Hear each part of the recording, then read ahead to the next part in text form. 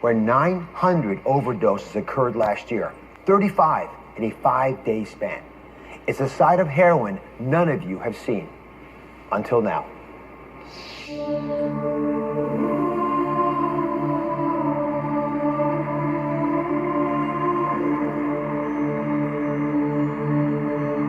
This is a place where few people venture. Heroin users call it the tracks.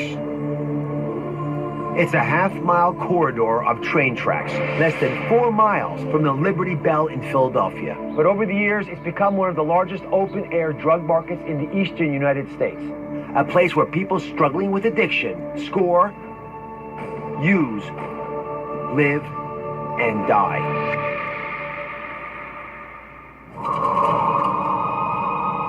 My guide, DEA Special Agent Gary Tuggle. What does this place mean to you?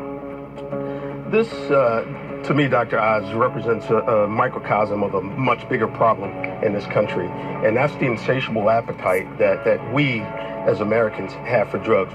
Let me show you this over here. Open needles here is terrible. So, Dr. Oz, this is what is sort of typical of a shoot house. If you can come in, you'll see where there are empty glassine bags of heroin. So they actually built a house here to do drugs.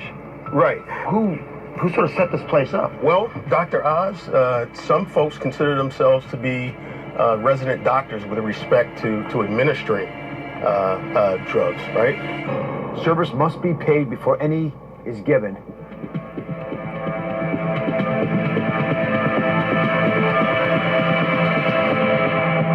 More needles than an ER. So they actually, these are bags of heroin. Yeah, absolutely. This is the squeeze, so they get the veins? Yeah, exactly. And they put it in this little cap? Yes. And look at the syringes. Oh my Syringes goodness. right there. And what's the mirror for? The mirror is used to ensure that they're hitting the right vein. So they'll come here, they'll look for the artery, they'll shoot it, right? Yep. And then they'll go over here. And all this is refuse? Is this left over from people using this stuff? Yes. Some folks live down here. Things that you would see in a common household, you'll find here. There's a mattress right there. Yeah. Chairs, table. Who comes here? We've had folks come here from Florida, from Maine, New York, Baltimore, Washington. One of the sad things about it is that folks will come here and never leave. So the word travels that fast. And why do they come here? Highest purity levels and lowest prices. Of heroin. Of heroin. And that's what drives demand. You would think of what hell might look like. This is it. I just walked into hell. DEA Special Agent Gary Tuggle is here. Walking through this community, this place, was like going through a third world country. When you first saw it, what did you feel about this hellscape? Well, it was hard to reconcile because we're in what's considered to be the greatest country in the world. But to see the plight of despair, it was tough looking at. And we were walking through this area, pointing out that we lose more people from drugs here than we lost in wars. These are gargantuan numbers of lives that are taken. And that ignores the suffering that goes along with it. Absolutely. I mean, it's absolutely horrible. If you think about it, consider the fact that the Vietnam War lasted for 25 years, from 1955 to 1975. And in that war, very tragic, we lost about 58,000 Americans, men and women, who went to fight for our country. But in 2015 alone, we lost almost 53,000 in 1 year, to fatal overdoses. We've talked on the show in the past about the reality that prescription opioid drugs are a gateway to heroin. One of the biggest problems with this epidemic is how much cheaper heroin is than prescribed opioids. So I've never done this before, but since I've got a world expert here, come on over. Let's talk about what really happens in the real world. I'll speak about the medical side of it, then educate me on what's happening in the street. So when I prescribe a narcotic to someone who has back pain, right, OxyContin, this is 30 milligrams of OxyContin. Right? And the equivalent heroin hits is over here. So if we sort of parallel this out, just walk me through this. I prescribe this, and what's the street value of 30 milligrams of OxyContin? $30. That would be $1 per milligram. $30. That's all correct. right. And if the equivalent feel is about this bag of heroin, what does this cost me? That could cost you between $5 and $15. That's it? That's it. So That's it's it. a third to a half the price. Exactly. So we're discounting heroin in America. Well, we're discounting heroin, but Dr. Oz, is based on principally the level of demand for it. And that demand has been fed for years by the misuse and abuse of prescription opioids. I was surprised to learn.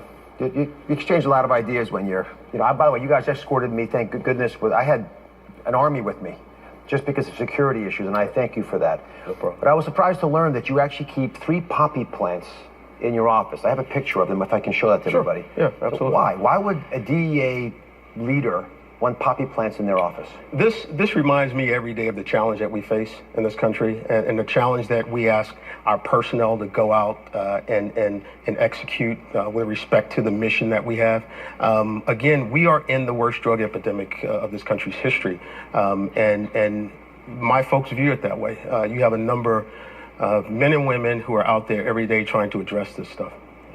All right, when we come back, what the DEA says communities must do to fight the heroin epidemic, that means you and me. Would you shut this down? Just put 2 big walls up here and not let anyone come back. We absolutely think, the site needs to be cleaned up, need to be put big barriers here so people can't go down here and hide to use illegal drugs. That'll bring them out on the street, which gives us a greater opportunity to engage them and get them into treatment. Next, why the heroin...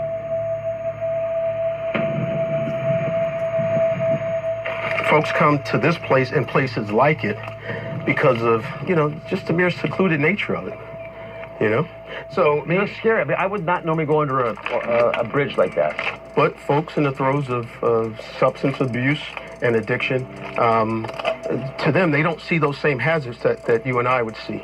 And if they do, they sort of look past it because that addiction's so strong. I couldn't believe what I was seeing, what I was hearing, what I was smelling, and it's all happening right here in the U.S., in Philadelphia. Overdose deaths from prescription opioids, heroin, and synthetic drug fentanyl are all at highs, all-time highs. So take a look at this. Prescription opioids, what doctors write for you, right? Gradual increase, and then here, it begins to taper off here around, 2015. And why? Because there's a lot of pressure now for doctors and dentists to stop prescribing lots of narcotics for simple things that don't require it. Heroin, right? Not that much of a problem till 2010. Then boom! And why? It fills the gap. When we crack down on doctors over prescribing, illegal drugs like heroin fill the gap. But now, fentanyl. Nothing, boom! Huge spike in overdose deaths in the last 2 years.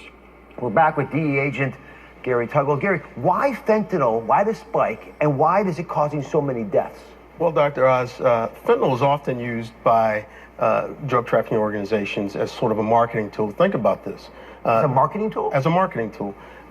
They're running a business, right? And they're in competition with other drug trafficking organizations for profit. In order to do that, they have to have the best product on the street. Oftentimes, they adulterate heroin that may not be so pure with fentanyl. That's extremely potent. In some cases, it could be 80 to 100 times more powerful than morphine. You mentioned business. I just got to say, this is an epidemic in every state because it's been reported in every state. The business part of this, I was completely ignorant of. Right. Walk everyone through the numbers. Well, the average person in that area is probably shooting about $100 a day. They probably have on average about a $100 a day habit. That means that they have to get that money somewhere. The money that's generated there on a daily basis alone is astronomical. So the way that I heard they get the money is from panhandling. Petty crimes. Selling their bodies. That's right. Bad stuff. But $100 a day gets transacted. I saw maybe, 30 people living under there, right? So that's $3,000 a day. Do the math, folks. It's $1 million business under that little bridge. And there are lots of bridges that I saw. Right. So it's really big business. And if a company was making $1 million and wasn't reporting taxes and, operating out of a shoebox, I think people will get interested in the money part alone. So how does the DEA plan to deal with this? Give me the inside scoop here. Okay, so DEA, as you know, is a law enforcement agency as well as a regulatory agency, and we're a very good one. We do a superb job with respect to going after those big trafficking groups internationally that try to traffic or do traffic into the U.S. One of the things that we've realized, though, is that we need to put an increased emphasis on demand reduction, right? So how do we move folks either from using drugs to not using drugs, and how do we just prevent folks, particularly our young people, from using drugs in the very beginning? That goes